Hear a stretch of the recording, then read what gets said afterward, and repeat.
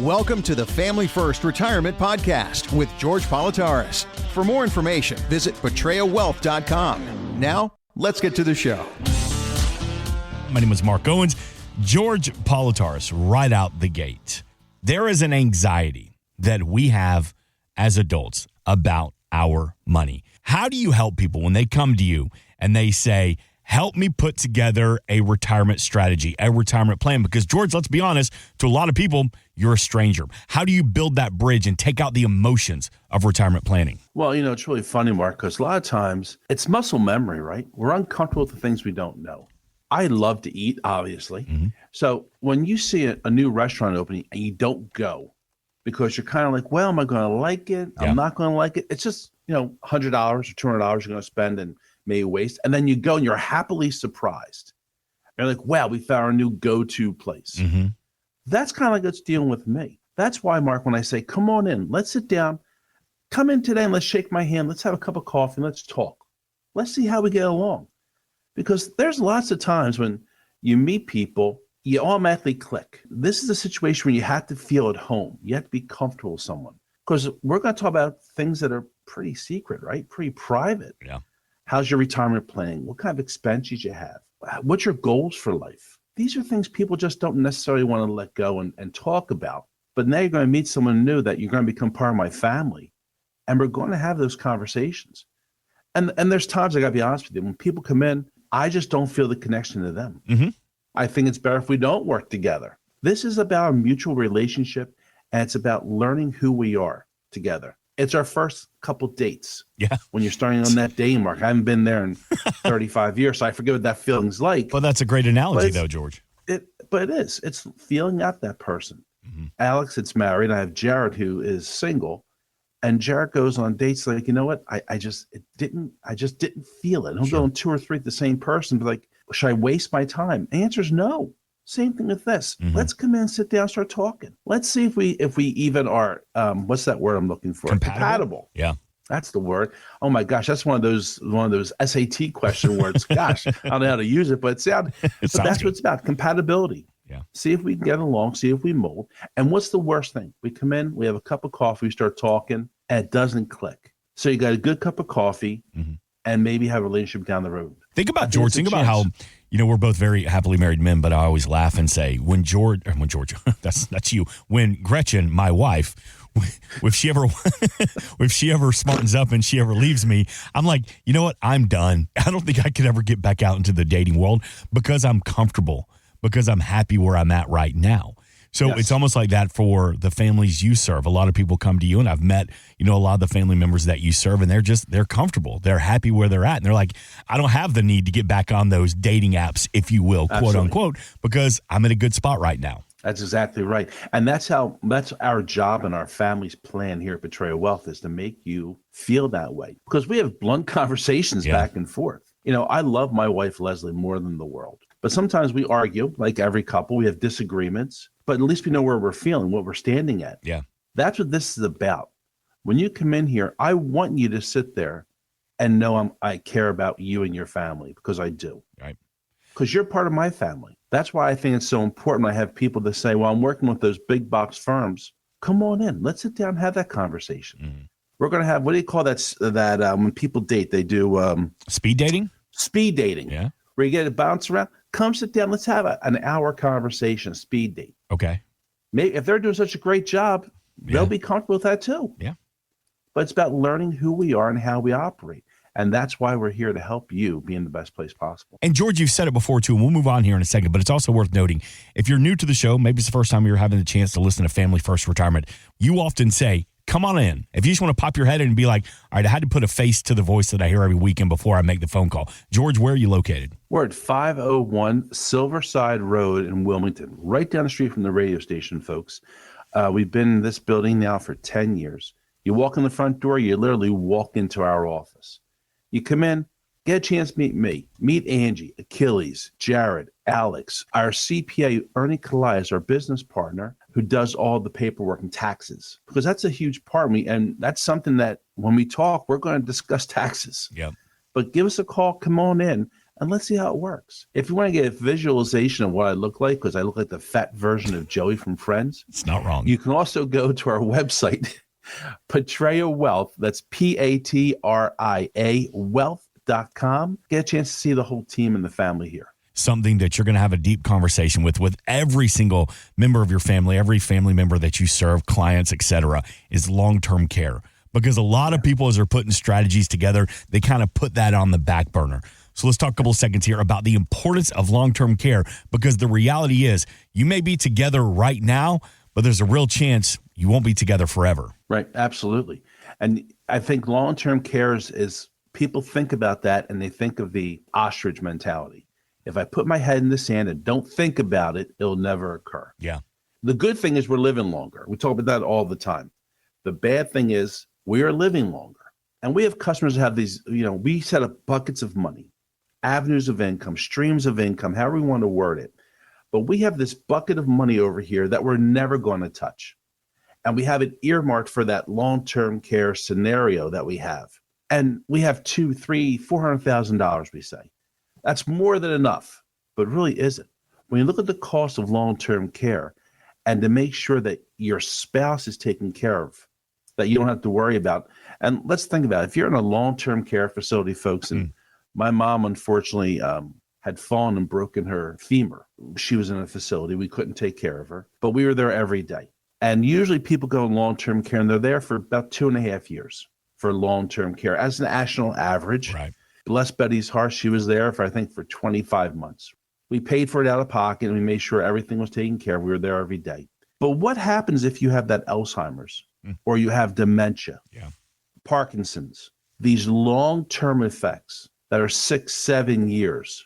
And it's hard to go through that with your family, right? Because you can't give them 24-hour day coverage.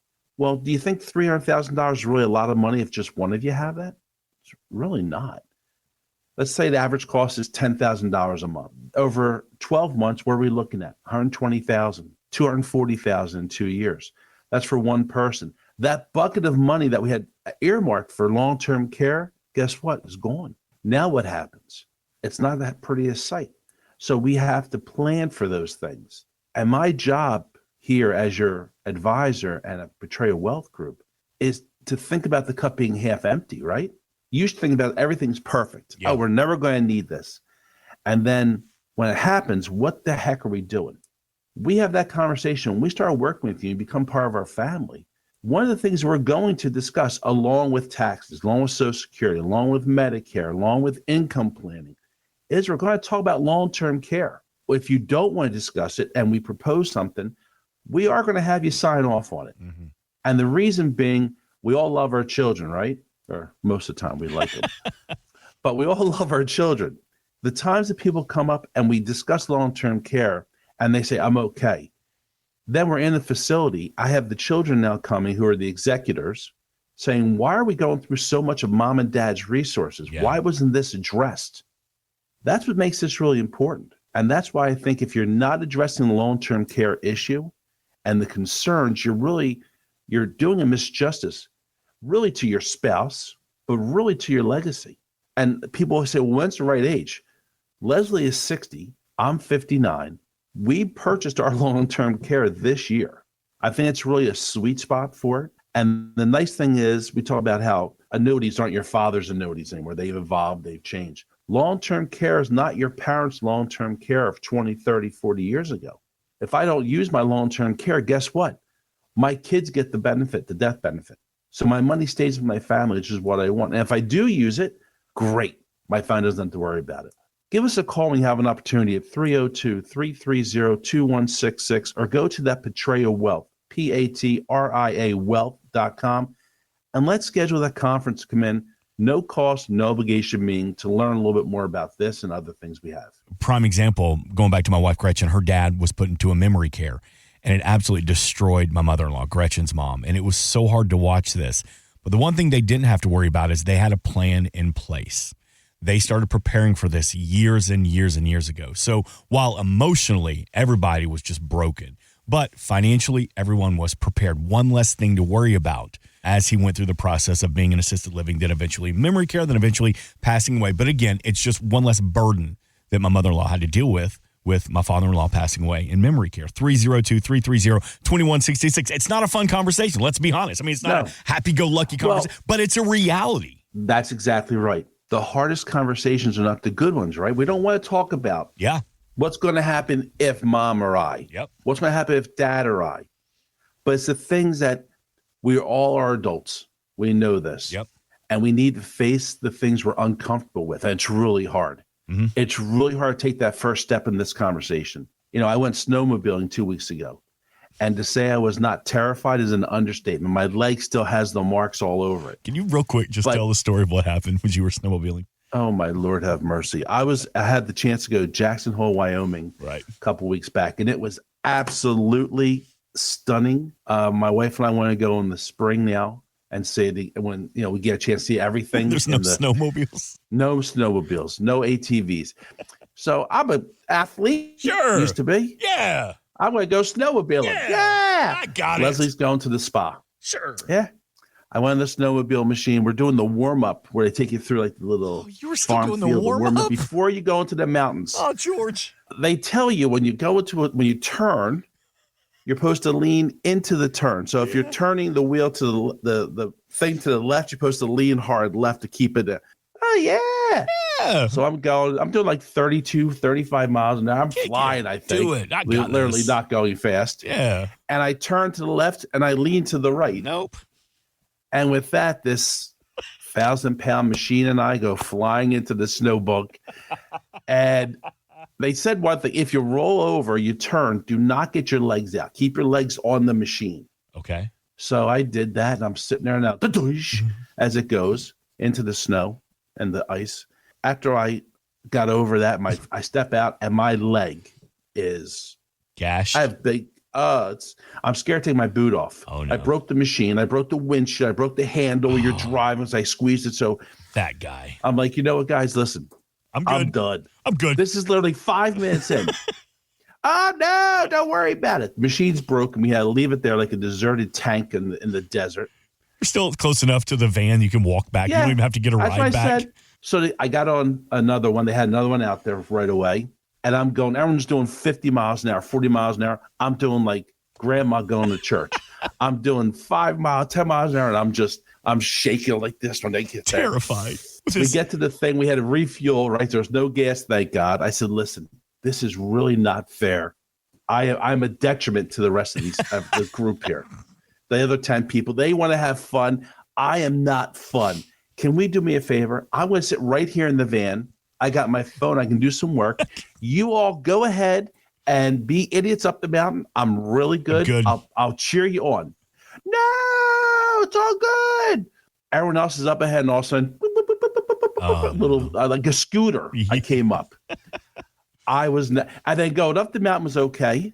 I got lost because I was so far behind them. Oh, God bless you. Coming down the mountain, I have never squeezed and had white knuckles. My hands are still sore from squeezing. I was so flipping nervous. So I could definitely say that snowmobiling is not checked off. Okay. It's gashed out of my list. Gashed off. My leg. I was scared to take my boot off. Got back. Leslie's like, "What's going on?" I said, nothing. Okay. There was a deer or a polar bear. A branch. I said, "Could you help me get my boot off, please?" I was so worried. It was warm. I'm like, "Oh my God, So it was an interesting experience. Yeah, never again. So we're not going to see you on the Winter Olympics now. Representing United States of America snowmobile team. Ladies and gentlemen. George, and you're just waving from the van. I'm not getting out. Good luck, guys. 302-330-2166. Again, 302-330-2166. Insurance and annuities offered through George A. Politarhos, Delaware Insurance License Number 1373121. Annuity guarantees rely on the financial strength and claims paying ability of the issuing insurance company. Read your contract for restrictions, limitations, or penalties.